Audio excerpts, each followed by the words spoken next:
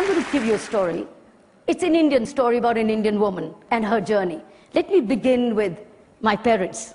I'm a product of this visionary mother and father. Many years ago, when I was born in the 50s and 60s didn't belong to girls in India. They belonged to boys. They belonged to boys who would join business and inherit business from parents. And girls would be dolled up to get married. My family in my city and almost in the country was unique. We were 4 of us, not one, and fortunately no boys. We were 4 girls and no boys. And my parents were part of a landed property family.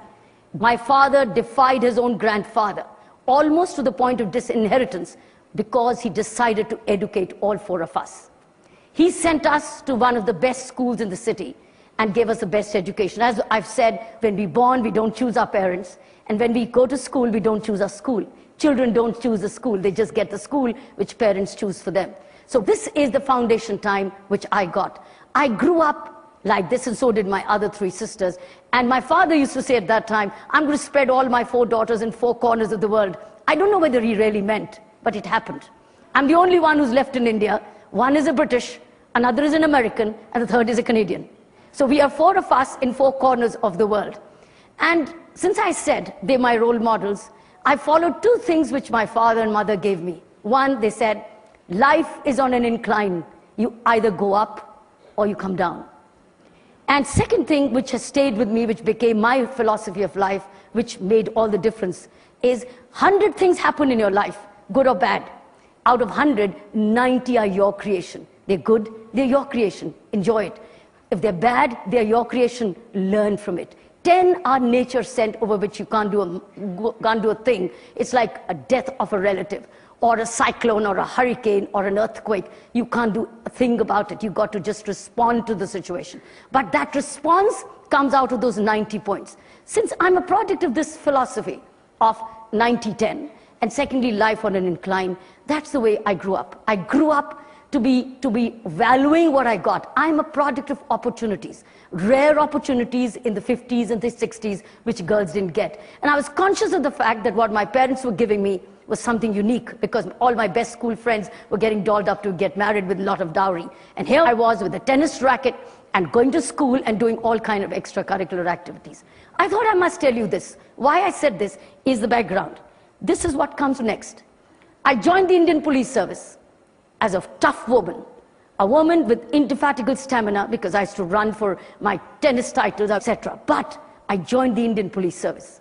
And then it was a new pattern of policing. For me, the policing stood for power to correct, power to prevent, and power to detect. This is something like a new definition ever given in policing in India, the power to prevent. Because normally it was always said power to detect, and that's it, or power to punish. But I decided no, it's a power to prevent, because that's what I learned when I was growing up. How do I prevent the 10 and never make it more than 10? So this is how it came into my service, and it was different from the men. I didn't want to make it different from the men, but it was different because this is the way I was different. And I redefined policing concepts in India. I'm going to take you to 2 journeys, my policing journey and my prison journey. What you see, if you see the title called PM's car held. This is the first time Prime Minister of India was given a parking ticket. That's the first time in India, and I can tell you, this is the last time you're hearing about it. It will never happen again in India, because now it was once and forever. And the rule was, because I was sensitive, I was compassionate, I was very sensitive to injustice, and I was very pro-justice. That's the reason, as a woman, I joined the Indian Police Service. I had other options, but I didn't choose them. So I'm going to move on. This is about tough policing, equal policing. Now I was known that here's a woman who's not going to listen.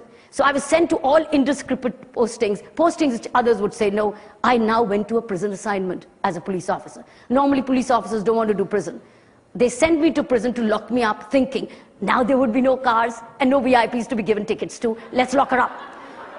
Here I got a prison assignment. This was a prison assignment, which is one big den of criminals. Obviously it was. But 10,000 men, of which only 400 were women. 10,000, 9,000 plus about 600 were men. Terrorists, rapists, burglars, gangsters. Some of them I'd sent to jail while as a police officer outside. And then, how did I deal with them? The first day when I went in, I didn't know how to look at them. And I said, do you pray? When I looked at the group, I said, do you pray? And they saw me as a young, short woman wearing a Pathan suit. They said, do you pray? And they said, they didn't say anything. I said, do you pray? You want to pray?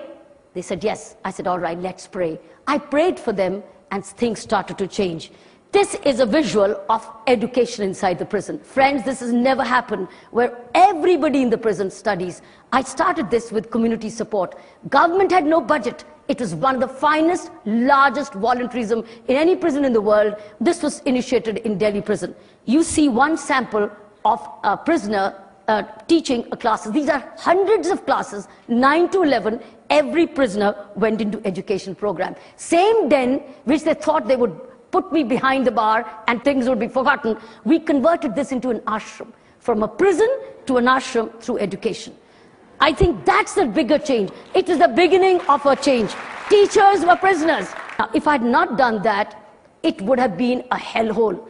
That's the second landmark. I want to show you some moments of history in my journey, which probably you'll never ever get to see anywhere in the world. One, the numbers you'll never get to see. Secondly, this concept. This was a meditation program inside the prison of over 1,000 prisoners. 1,000 prisoners who sat a meditation. This was one of the most courageous steps I took as a prison governor. And this is what transformed. You want to know more about this? Go and see this film, Doing Time, Doing Vipassana. You'll hear about it and you'll love it. And write to me on kiranbedi.com and I'll respond to you. Let me show you the next slide. I took the same concept of mindfulness, because why did I bring meditation into the Indian prison? Because crime is a product of distorted mind. It was distortion of mind which we needed to be addressed to control, not by preaching, not by telling, not by reading, but by addressing your mind.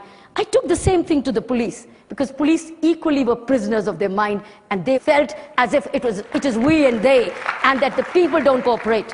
This worked. This is a feedback box called the petition box. This is a concept which I introduced to listen to complaints, listen to grievances. This was a magic box. This was a sensitive box. This is how a prisoner drew how they felt about in the prison. And if you see somebody in the blue, yeah, this guy, he was a prisoner and he was a teacher, and you see everybody busy. There was no time to waste. Let me wrap it up. I'm currently into movements of education of the underserved children, which is thousands. India is all about thousands. Secondly is about anti-corruption movement in India.